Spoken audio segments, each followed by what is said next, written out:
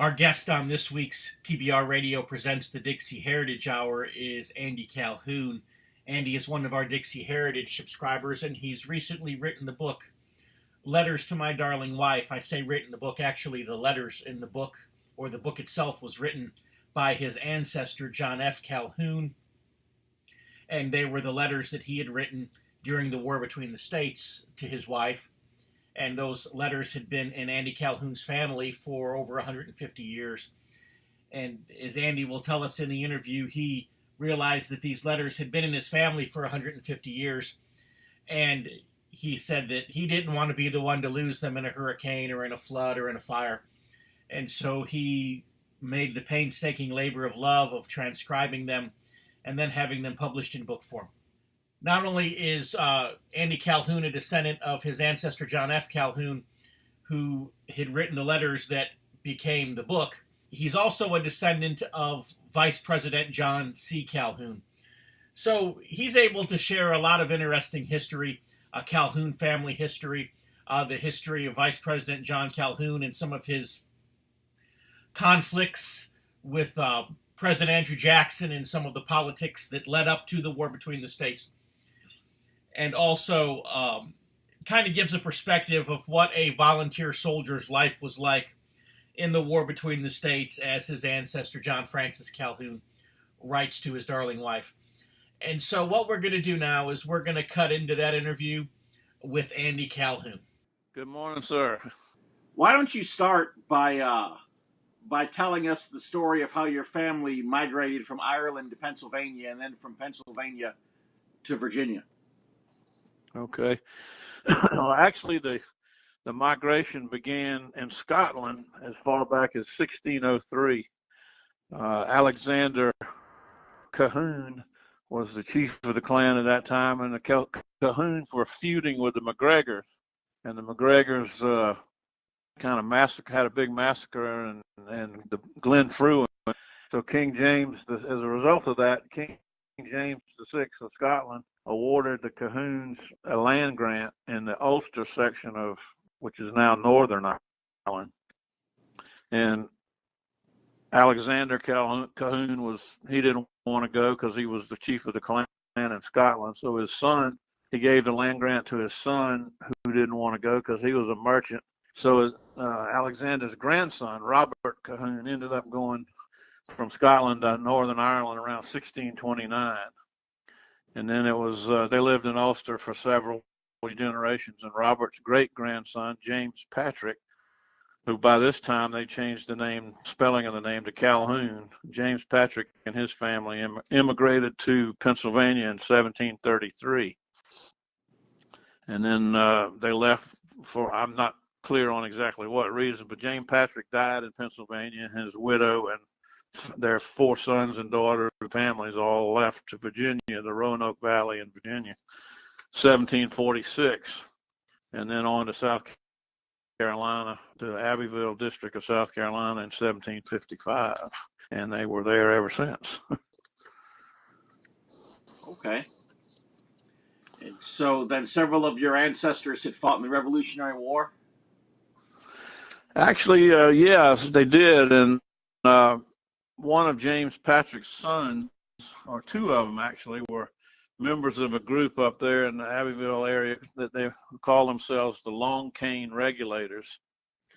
And they were in a little militia group, and they were quoted as saying they wreaked havoc and rendered themselves obnoxious to the British and their Indian allies in the upstate of South Carolina. But the larger involvement of one of my ancestors was by my 4th great-grandfather, who was General Andrew Pickens from up in South Carolina. And Pickens was probably the lesser known of the 3 big militia generals in South Carolina, Francis Marion and Thomas Richmond. In the Midlands, Francis Marion from the Low Country, and then Andrew Pickens was from the Up Country. And he was awarded, made a brigadier general after fighting at the Battle of Cowpens, and was awarded a sword by the U.S. Congress for his service.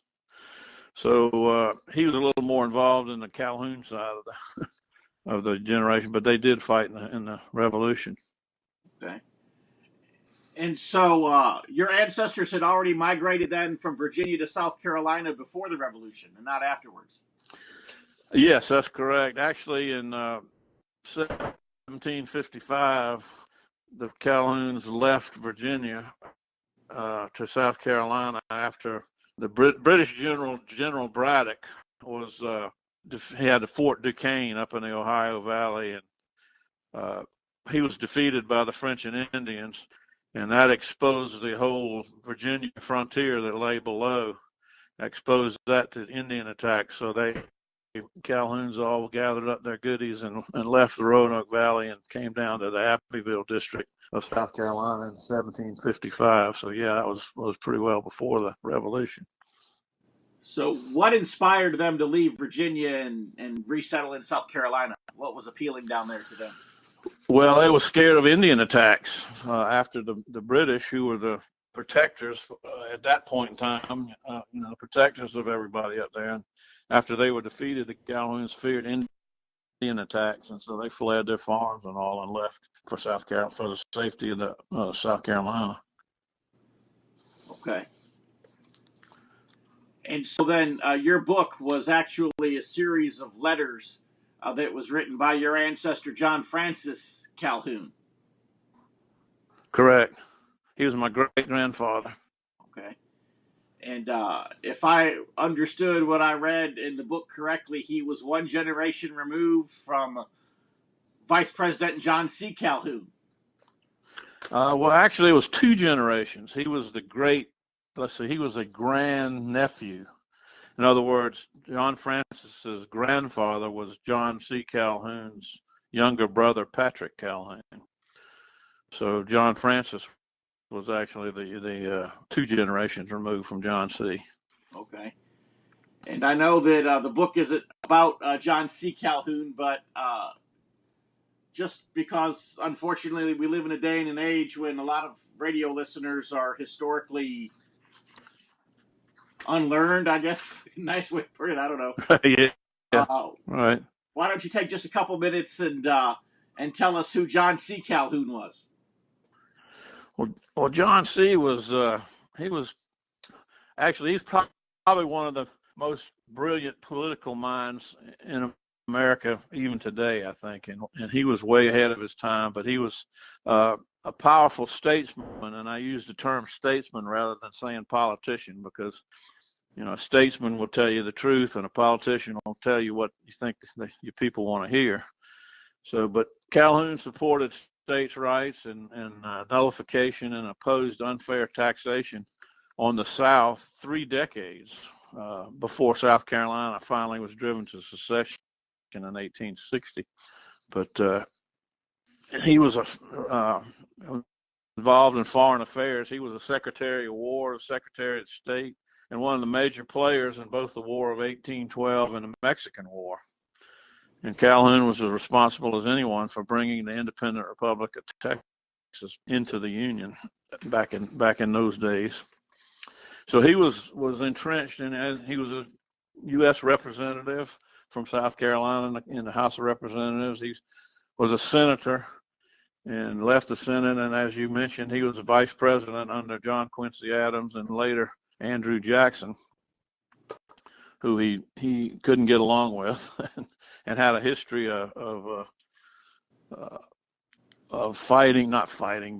disagreements with Andrew Jackson, going back as far as Jackson was in the Army in 1819 and Calhoun was the Secretary of War. So they had a long and troubled history together. And so finally, when Calhoun was his vice president, things came to an head. And Calhoun was the first vice president in the history of the country. Of course, there was only 7 of them by that time, but Calhoun resigned the vice presidency and returned to the Senate to represent South Carolina, and where he served the rest of his career. It's interesting because I think if most school children at some point can recite the names of the presidents, if for no other reason because they make you memorize them at some point in elementary school. But right. You're not required to memorize the names of the vice presidents. And so the names of the vice presidents by and large, have been lost to history. Of course, there are exceptions to that rule. You know, those who went on to become president themselves. Right. But what makes John C. Calhoun unique is he never served as president, and yet he's probably the most easily recalled vice president of all of history. Well, he entertained a run, as I'm sure you're aware, for the presidency around 1840 or so. And in fact, I'm sure you're aware, that when they voted, the guy that got all the most votes was the president, and the guy that got the second most votes was the vice president. So Calhoun did that twice. He wasn't able to, as you mentioned, serve as president, but served 1.5 terms, I guess would be the correct way to say it, as vice president. But I'm guilty of that too. I couldn't tell you who all the vice presidents were. The only other one I can remember right off the top of my head is Spiro Agnew under Nixon, because he resigned. He was the second vice president to resign. I will say, it would be it could be a Jeopardy question just to remember the names of all of Nixon's vice presidents. He had so many of them. That's right. Exactly. But so tell us a little bit about your, I guess your great, your ancestor would have been John C. Calhoun's nephew, John F. Calhoun. Right. John F. Calhoun. Right. And tell us about John F. Calhoun. Well, John Francis was born in 1831 up in the Abbeville district, or they call it the Calhoun settlement, actually. And that's where his Uncle John C. was born, in the same area there. And they all grew up there. And John Francis grew up, and he was the oldest of 10 children. Well, his father was named Edward, and they lived in a little area called Willington, South Carolina, which is about 10 miles south of Abbeville, South Carolina. And Willington is still a census town. It's a dead town now, but it's still represented on the census. And there's only about 120 people, I think, today that live in Willington. But he was raised up on the farm and was surprisingly well educated, and had a teacher. They just prepared you. They call it being prepared for college. So he had no formal schooling, just was prepared, and took a test and was placed in the junior class of South Carolina College, which is now University of South Carolina in Columbia. And he attended there in 1851. And in 1852, during his senior year, he left school. And I inquired as to what were the reasons he left school. And they told me, I was talking to the people at the University of South Carolina, and they said, well, he probably left as a result of what they called the Great Biscuit Rebellion. And I said, okay. What?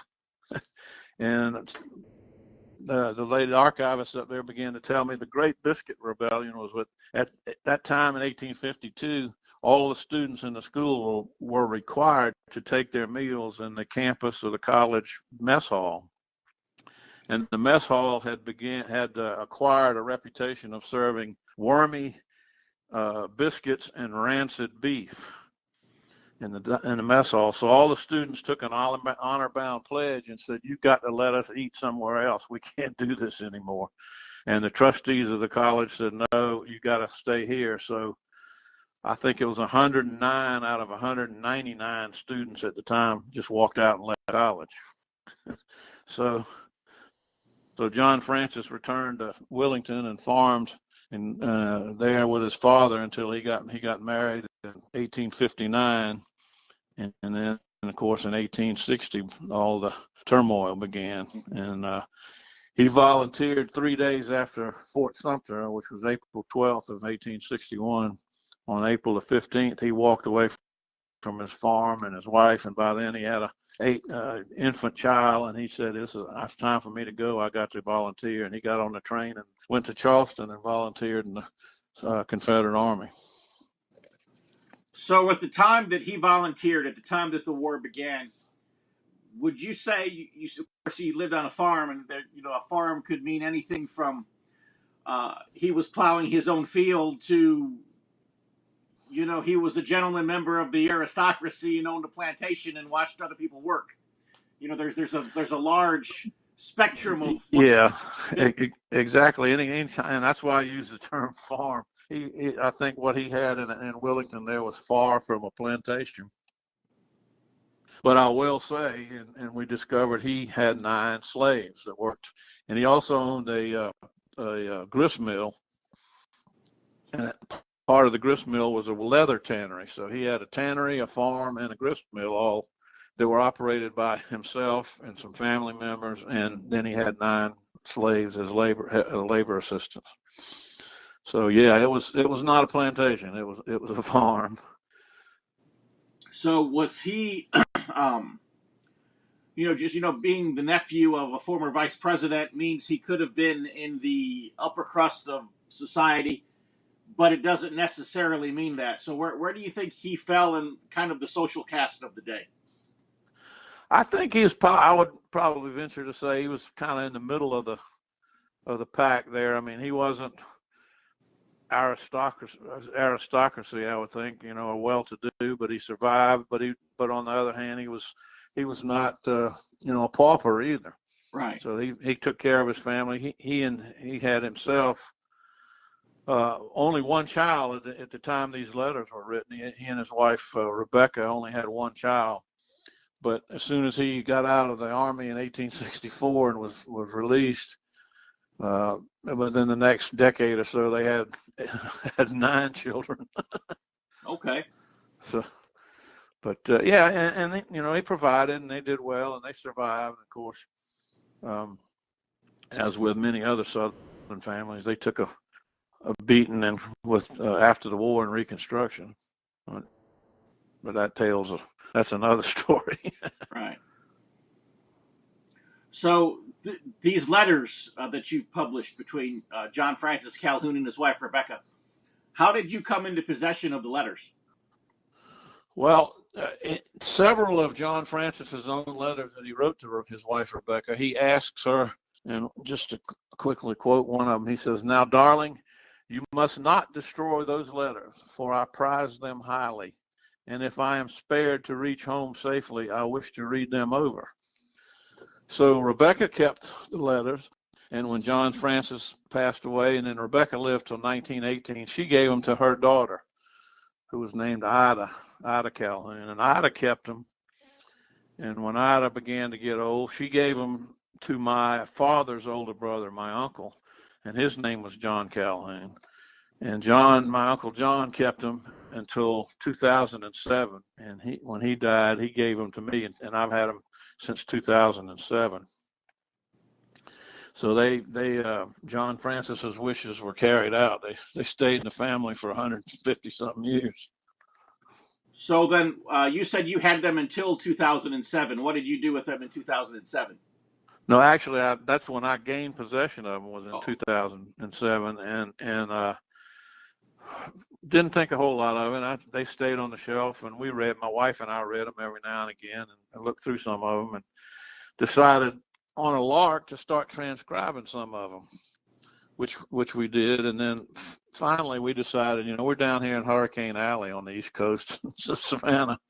So I said, you know, these letters have lasted 150 years. I don't want to be the guy to lose them in a flood or a hurricane or fire or something. So we need to do something with them. So my wife and I began the journey of transcribing them. And after we'd done about 15 or 20, I made an appointment with Karen Stokes, the archivist over at the South Carolina Historical Society in Charleston. And I asked her, I said, "What have I got here?" And I took the letters and some of the transcriptions. I said, "I'm just looking to see what I got." And she just went, "Holy moly, you got a historical treasure chest there. You got to do something with them." So we came back home from Charleston and began in earnest to transcribe them. And there was around 100 letters total, and that we transcribed and decided to try to publish them. I think this will be a good place to pause and take a short break. We'll have just a brief commercial message from our sponsor, the Barnes Review, and then we'll be back with our guest, Andy Calhoun. If you love listening to the Dixie Heritage Hour, then I know that you'll love reading the Barnes Review. The Barnes Review is one of my favorite magazines. I began reading the Barnes Review long before they became a sponsor here on the program. In the Barnes Review, you will read vignettes of man, from the prehistoric to the very recent, from forgotten races and civilizations to first-person accounts of World War II and the late Cold War. There's just not a more interesting magazine published today, nor a more significant and important subject than real history. So if you'll visit www.barnesreview.org, that's www.barnesreview.org, you can find out how you too can become a subscriber to the Barnes Review. You can subscribe to receive the Barnes Review by mail, or you can subscribe to receive the Barnes Review electronically in PDF editions.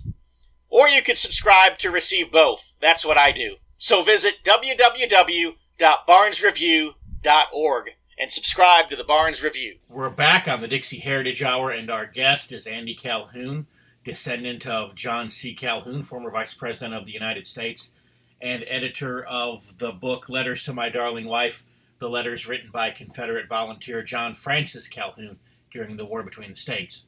So I know that paper was very scarce to come by, especially the longer the war went on. Right, exactly. Harder paper. So did your ancestors ever mention anything as to what they had to do just to keep the paper to write the letters? He mentions in several of the letters that somebody was always running, but he was deployed up on the Potomac River in Manassas and fought in First Manassas and so forth. But they would send to Charlottesville or Richmond or somewhere to try to. Somebody out of their unit would always go make a paper run, go get paper for letter writing.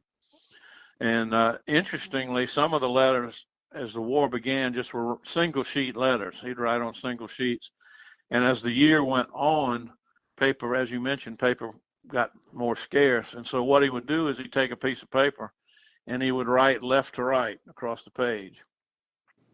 And then once he got to the bottom of the page, he'd turn it 90 degrees and then write perpendicular across what he had just written. Wow. So that, you talk about a nightmare trying to transcribe these things. That's because they had to save paper. So they wrote left to right and then turned it and then wrote perpendicular to what he had just written to finish his letters. Well, I know that when I was writing my book on the Christian testimony of Jeb Stuart, mm-hmm. of the Stuart family, had given me several of General Stuart's letters, as well as his diaries, his poetry books. It was all handwritten. I would, myself personally, I could not read more of it than I could read.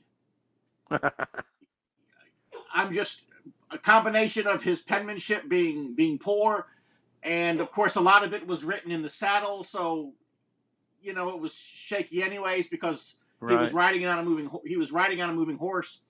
And part of it is just we're used to reading type now. We're not used to reading longhand anymore. Exactly. Yes, sir. And so did you find these letters difficult to read and transcribe?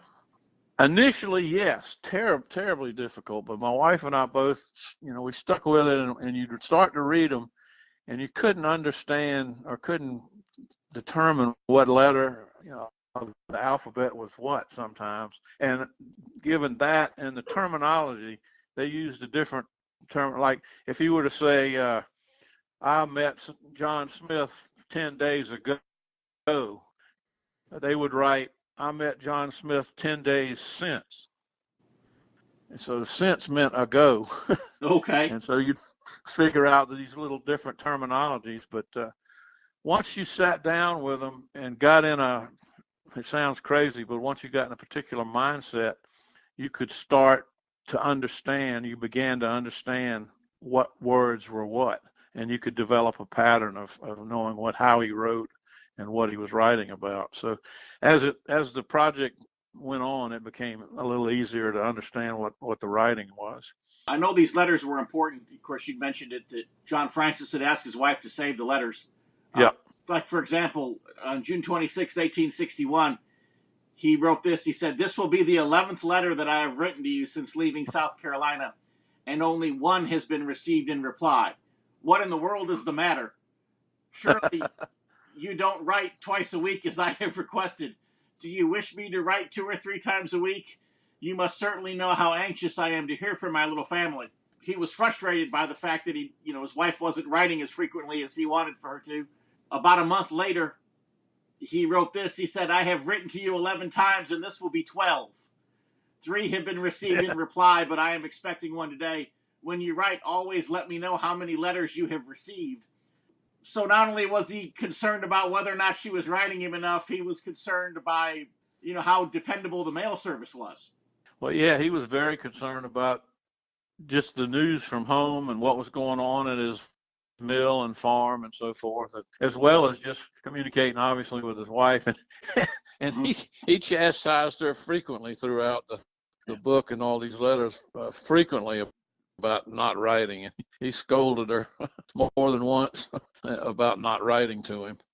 And they, as you mentioned, he began to number the letters, and so you could tell if any crossed in the mail, because obviously the mails were a little strung out at that point in time. And this is still early in the war, July 31st, 1861. It appears he's already began keeping a log of the dates that he writes the letters, the dates that he mails the letters, and that she claims to have received the letters. It seems a little it seems a little much for a correspondence between husband and wife.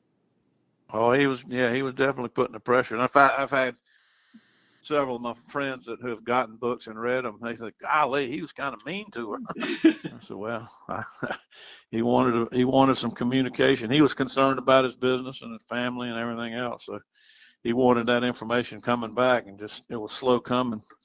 But interestingly, I've had several people ask me, said, "Why didn't you have any letters from Rebecca?"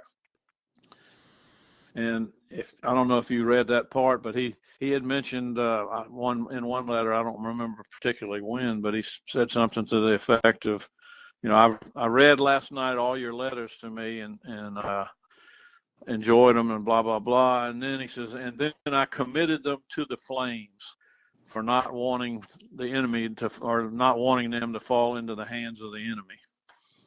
So that's why her letters were not kept, because he ended up burning most of them. Well, I did notice in reading his letters that the things that he would write to her would definitely be censored out of letters that soldiers would write today. He was very specific as to their locations, their movements. Right, yeah. Had the enemy gotten a hold of his letters, they would have been an intelligence treasure trove. And he acknowledged at one time that he was going to have to start cutting back on the information that he was telling her, but I don't think he ever did. Do you think that Rebecca wasn't writing because she was just too busy managing everything in his absence, or do you think that she didn't write because she really didn't care to write, or why do you think that disparity was? I'm not sure, but I think that's probably the case. He had left her to. Now she was, I think I remember saying she was 22 years old at that point in time, and had a young child that was born in early 1860 or August of 1860. So she'd have been 6 or 8 months old. So between raising an 8-month-old daughter and trying to help manage the mill and the farm, and then her father was a farmer as well, and she helped John Francis's father was a farmer. So I guess she was stayed pretty busy all the time, right, rather than sit down to write. Of course, we don't have her letters as a comparison. I'm assuming that she was, right, because she was writing some letters. So, well, I do have about 7 or 8 of her letters that survived, and I just elected not to include those in the book because there was just so few of them. But in reading her letters, does it appear that she was intelligent and everything, or? Oh yeah. So writing was a struggle for her. A legible handwriting, more so than John Francis probably. Okay, so then letter writing was not a struggle for her. No, I don't believe so. No. Okay. But she was an interesting character too, because her maiden name was Noble, and she was the grandniece of former South Carolina Governor Patrick Noble. and she was a great-granddaughter of General Andrew Pickens. So the Calhouns and the Pickens and the Nobles were all tied up together there for generations. Well, you said that the family originated in Scotland. Yep. And, if you go back to Scotland and even Ireland as well, but especially in Scotland, you married within the clan. Oh, yeah, yeah. And that's what a lot of people don't realize. They think that, they make the jokes about inbred Southerners and so forth, Southerners marrying their cousins and whatnot. But that's what it really comes back to is that's the tradition of marrying inside your clan. Well, mobility was limited, so you didn't get far outside of the community. And in fact, John Francis's wife, Rebecca, was his third cousin. So were there any particular letters that struck you as being more interesting than others as you were transcribing and putting them together?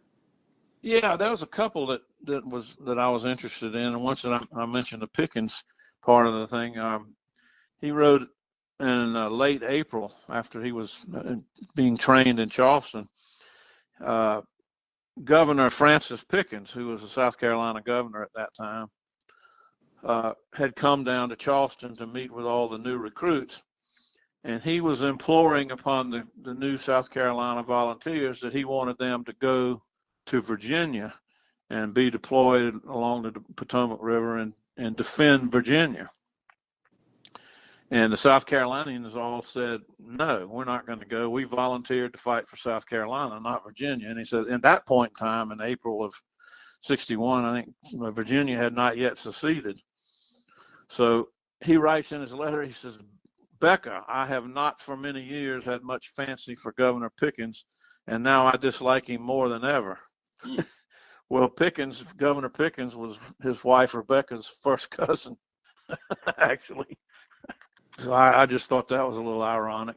He's telling his wife she didn't like her cousin.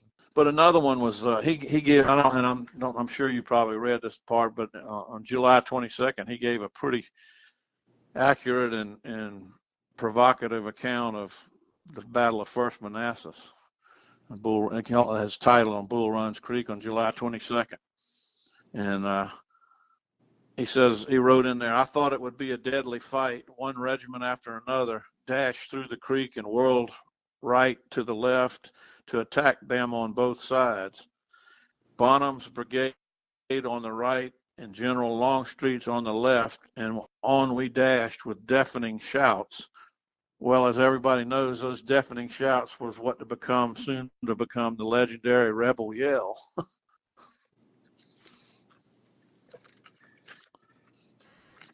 And then another one that I thought was really interesting, and he called it providential, but it was in August of 1861. He said, I forgot to mention that the Yankees came in 10 or 15 minutes of capturing General Beauregard a few days ago. He and a body of cavalry as an escort went to or near Mount Vernon reconnoitering, and being fatigued, they halted to rest. General Beauregard and a few others rode on around the vicinity, and while he was gone, the cavalry of the enemy surrounded those that were left and took everyone prisoner. It seems providential that General Beauregard rode off when he did, and another remarkable instance of divine interposition on our behalf. They said they wondered what was going to happen to Beauregard if he was captured. They said that might have changed things early on. Yeah, well, General Beauregard was not.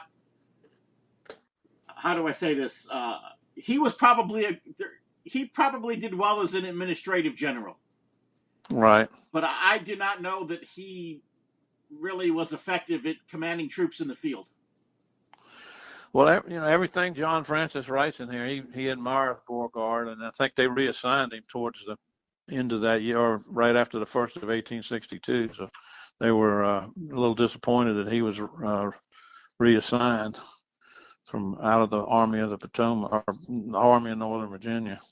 But one letter that's in December of 1861 kind of, to me, sums up the attitude of the Confederate soldier statesman when John Francis writes about a Virginian chief of artillery, Colonel Pendleton, proposed and set on foot a plan to raise a subscription for those in Charleston who were sufferers from the Great Fire. Well, early in December, there was a big fire, as I'm sure you probably remember history there, that burned about 500 acres in the Charleston Peninsula. Here were these soldiers living up there in the snow and ice and foraging for food. He said this plan was to raise money by each volunteer giving so much a day's pay, 1, 2, or even 3 days, and for the amount to be deducted from their next pay. So I just find it amazing that, here they are fighting for their lives, living outdoors, so forth and so on, and not having a regular or dependable pay schedule, that they were willing to give up 1 or 2 or 3 days pay to send the people in Charleston who they didn't know, but were victims of a great fire. So there they were defending the country there and worried about their people in Charleston. I just find that astounding. That seems to be even the case today, I would say, with a lot of soldiers. I think that as you see the horrors of war, I think that in some cases it probably makes you more hard-hearted, but I think in a lot of cases it makes these men even more sensitive to suffering and tragedy. Yes, sir. I agree. Once again, we're going to pause here and we're going to have a brief word from our sponsor, the American Free Press. If you're like me, and I'll bet you are because you're listening to the Dixie Heritage Hour, you like to be on the cutting edge of honest news and accurate information. You like to hear about the latest financial trends and to know what's happening around the world and right here in the United States, the things that can directly impact you, your life, and the life of your family. And if you're like me, you do not rely on the mainstream media to obtain this information because, frankly, you know that you just can't trust them. Fortunately, there is an alternative news outlet with a long-established track record for honesty and integrity, and that is the American Free Press. AFP is the preeminent alternative, independent news source for honest, hard-working, truth-loving Americans. AFP is the antithesis of the controlled, lamestream media. AFP is employee-owned and has been so since its founding. Because of that, AFP never has and never will allow advertisers or special interests or big money to dictate what appears in the pages of the American Free Press newspaper. 26 times a year, the American Free Press newspaper can be delivered to your door, packed with the kind of uncensored news that I know you're going to appreciate. AFP covers the stories and tells the truth that the lamestream media is frankly scared to touch. And AFP offers real, on-the-scene reporting and commentary, the likes of which you will never see in the Washington Post, the New York Times, ABC, NBC, CBS, CNN, or just about any other lamestream news source that you can think of. That's right, there's only one national populist news weekly staffed by an unsurpassed team of veteran investigative journalists who will dare to rip the veil off of many of the major news stories that are being censored and suppressed by the big money controlled media monopoly. And that's the American Free Press. AFP publishes exciting, in-depth, uncensored news and information that's grassroots and patriotic, information that Americans need to know in order to combat the growing police state. AFP stands firmly against the New World Order and against those who are working to establish a global plantation under the rule of a powerful few. In short, AFP is your voice. If you have any doubt why they want to silence AFP, you must be relying on the lamestream media for your news, and folks, that's a big mistake. If you're ever dissatisfied with your subscription to the American Free Press, their guarantee is that you just drop them an email and they will gladly refund the unused portion of your subscription. So what are you waiting for? Visit www.americanfreepress.net. Once again, www.americanfreepress.net. And find out about the American Free Press. Do it today. And we're back with our guest, Andy Calhoun. I have to confess that I only made it about halfway through the book before the interview. Yeah. And I didn't pick up any... I didn't see the undertowing romance in what I had read. Does that pick up later in the war? Is there separated further, or does the tone of the letters change more, or did it stay about the same? Or Well, it did change a little bit because I noticed early on in the letters he would write to Rebecca that when I return home. And then, about halfway through, he says, should I return home? And then towards the end of the year, like in March of 1862, he says, if I return home. So as things moved on, it became very unclear. As you know, that they thought the war was only going to last a couple of months in the beginning.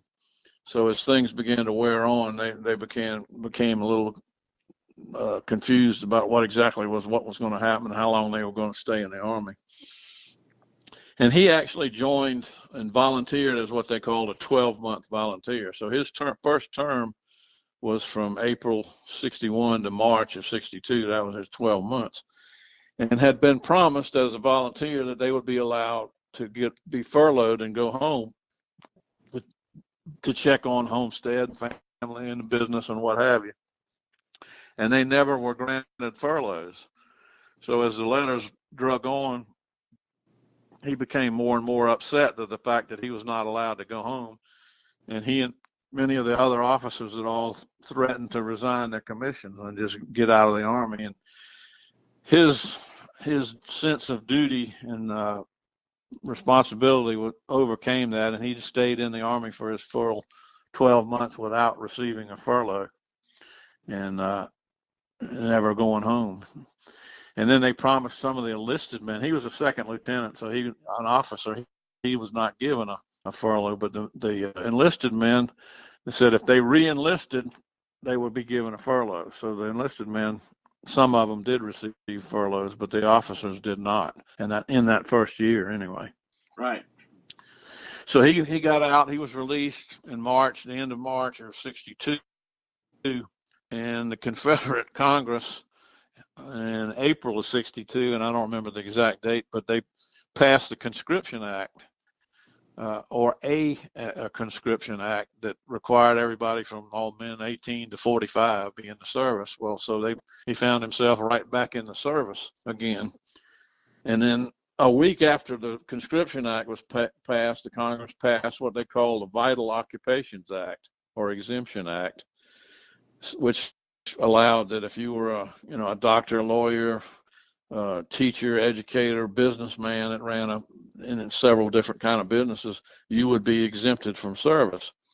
So he was back in under the Conscription Act, and he ran that tannery, so he was exempted a week later. So he went back home for a while, and then stayed out, and then got back in and re-enlisted, and was with a completely different Confederate unit when he went back in. So he served his first year as a second lieutenant, but when he went back in 62, he was a private. Okay.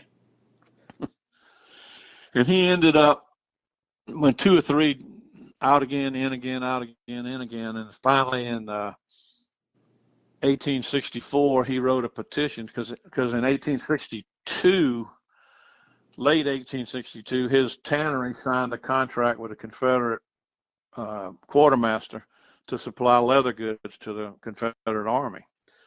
So that was another part of his exemption, was being able to get out because he had that contract with the Confederate government. But he stayed in the Army and had a partner that was supposed to be administering that contract and had failed to get it done.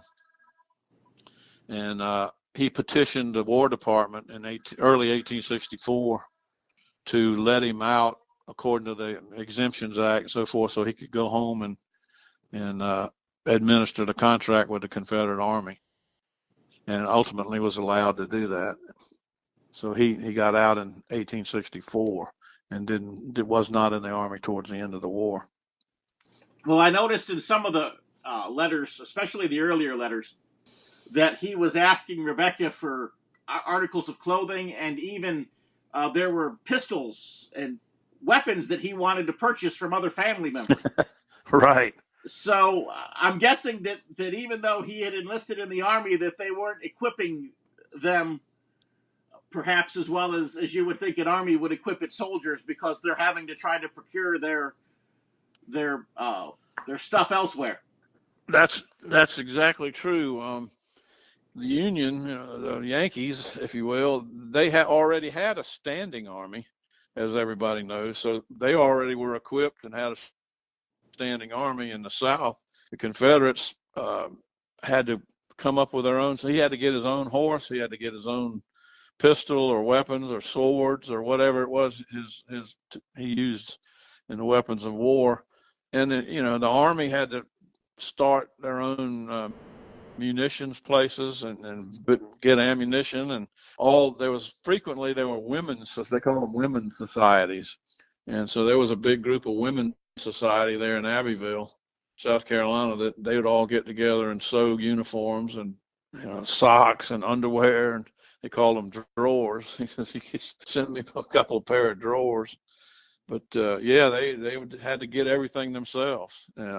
I think later on, after that first year, the quartermasters began to accumulate some supplies that they could distribute a little easier and a little better. But for that first year, they had to come up with their own supplies.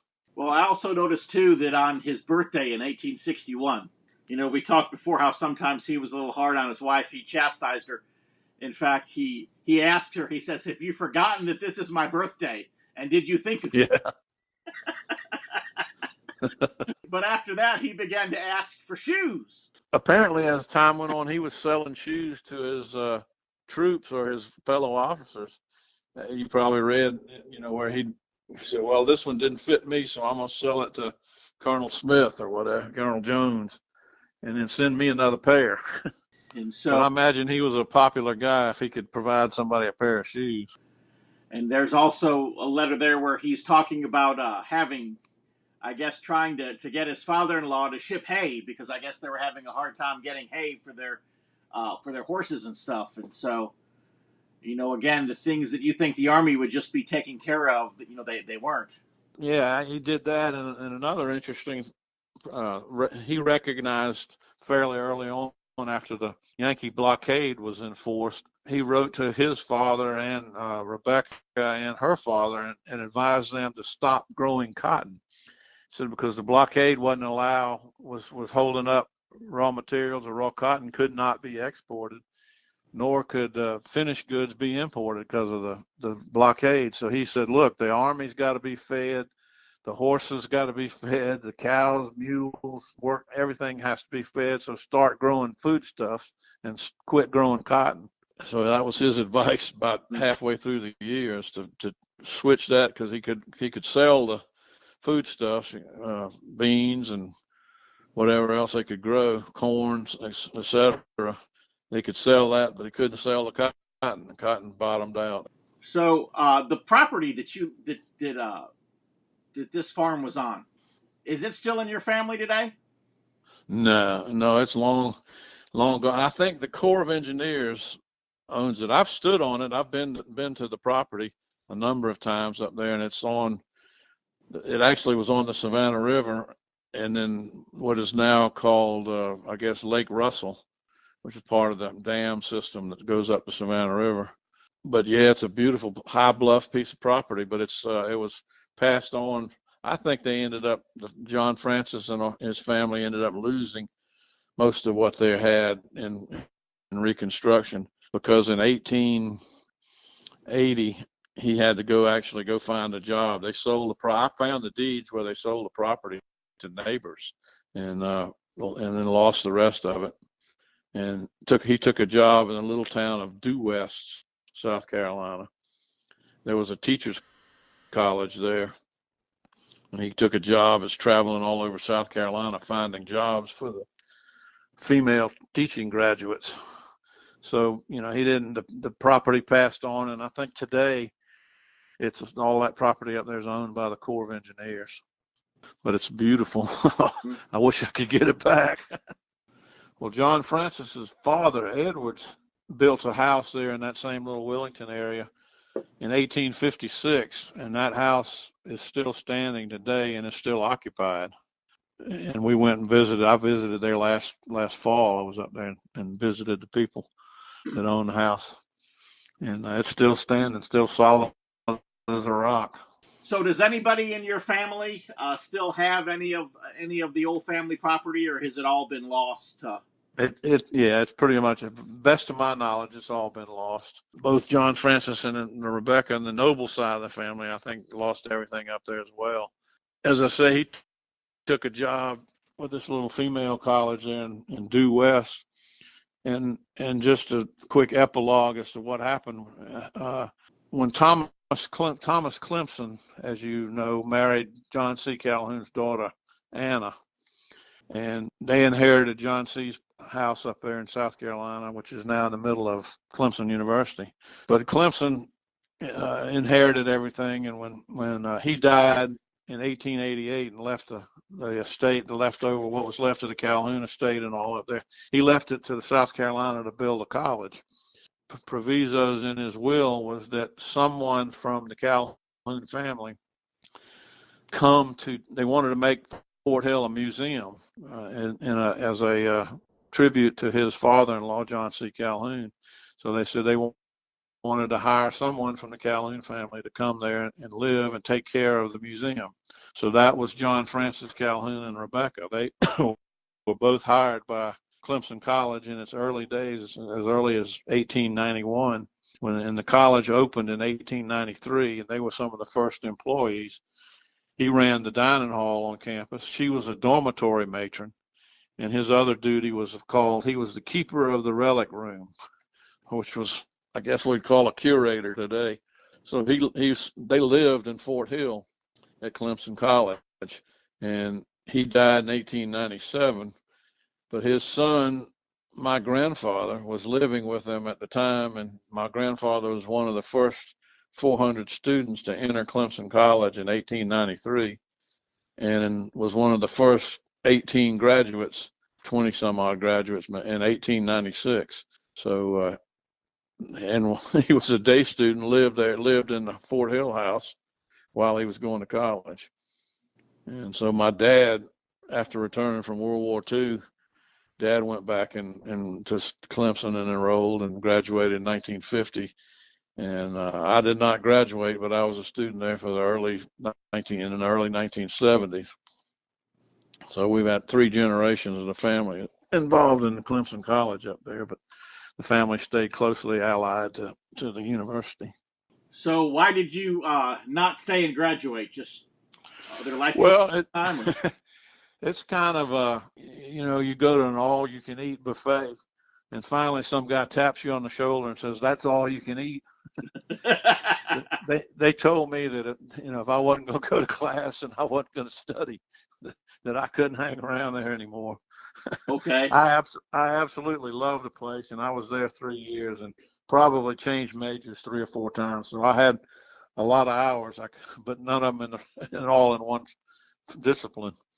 But it's a beautiful place. My younger brother did graduate there in 1980, and my dad's older brother was a 1932 graduate and was on the board of trustees till his death in 1976. So it's what was the old saying? Our blood runs orange. Did at least in a couple of the letters talked about going to Sabbath services and things, but I don't necessarily see. Okay, for example, if you read the letters of Jeb Stuart to his wife, mm-hmm. They talk a lot of God, of faith, of church, of those things. Robert E. Lee was the same way in a lot of his letters. I see some passing references in your ancestors' letters, but I don't see a large volume of it. I mean, I'm assuming they were Christian people. Absolutely, yeah. Yeah.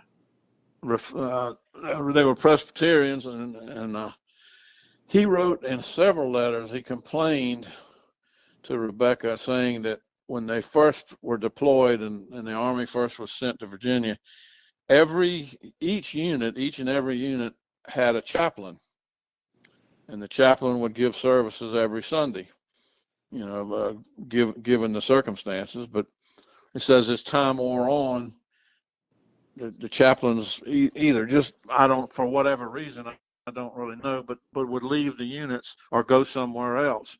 And he was, John Francis wrote in there, and and I can't recall exactly when or where, but I do remember he wrote several letters saying that he was very upset that they didn't rely on the hand of God, the hand of providence, to be with them anymore, as they had in early on, because each unit had its own chaplain. So is there? I know that there's a John C. Calhoun, the society, for ancestors or descendants of John C. Calhoun.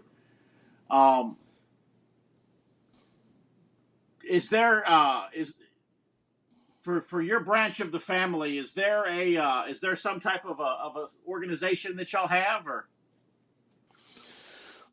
It's a little, I guess. Yeah, the answer is yes, but it's a little broader there. We go back to the Scottish Cahoons, which was spelled Colquhoun, but pronounced Cahoon.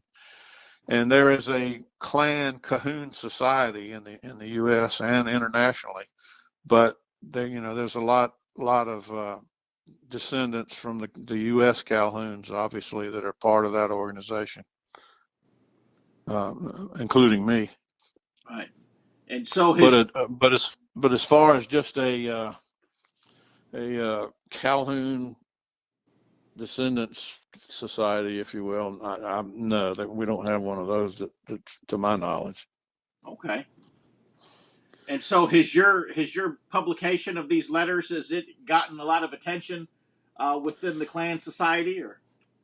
Yeah, there's going to be a big coming up in November this year, a big the Highland Games or Scottish Games in Charleston. So I've been asked to speak about the Calhoun migration and then descendants of John C. because he's buried there in Charleston.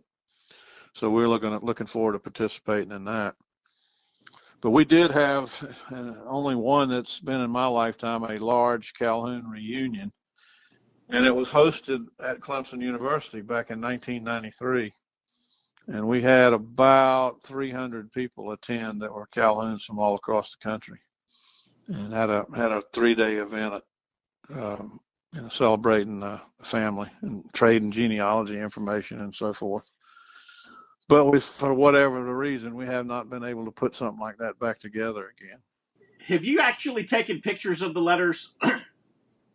Yes, I have scanned each and every one of them. Okay. So that somewhere along the way, then, when the actual paper that they're written on is gone, I guess there'll still be a facsimile image that someone could look at maybe one day. Right, exactly. And my plan is to sometime this summer, I'm going to go and I've arranged to put these letters on deposit with South Carolina Historical Society, that the same Karen Stokes who got me started on this endeavor. I'm going to, put them on donation or deposit or whatever you call it there. So I'll let them keep it in their fireproof building, and then with the proper acid-free stuff and all. Because actually the letters are in incredibly good condition for as old as they are. Yeah. And still, he used ink in most of them. There's a couple that he wrote in pencil, which have obviously faded, but the ink letters, which is the majority of them, are still in incredibly good condition and entirely legible. If you can understand, once you get to read the handwriting, but right. They're completely legible, yeah. And so the ink didn't smear or anything or expand on the paper over the years? No, actually not. No, it's pretty good. They're in unbelievable shape, yeah. Well, why don't you tell us, how does someone go about getting a copy of the book? Published by Shotwell Publishing. They specialize in Southern nonfiction. But it's also available on Amazon.com, sells it, and then I think Barnes & Noble has it available as well. Whoa. So I'm very, very proud of it and proud of my family, in spite of all the political correctness going on today when I'm not supposed to be proud of my hair. Once again, that's our show. I hope that this week's edition of TBR Radio Presents the Dixie Heritage Hour was enjoyable for you. Thank you for taking the time to listen, and I hope that you got something out of the interview with Andy Calhoun, something that perhaps made you rethink some aspect of history or of the war between the states, or the importance of family and the importance of preserving our family's history. Until next week, I hope that you'll join us again. And I hope that you'll go to our website, www.dixieheritage.net. You can sign up for my newsletter absolutely free, no obligation, and also get a free copy of my book. Go to Amazon.com. Check out Andy Calhoun's wonderful book, Letters to My Darling Wife. And so until next week, we look forward to seeing you again.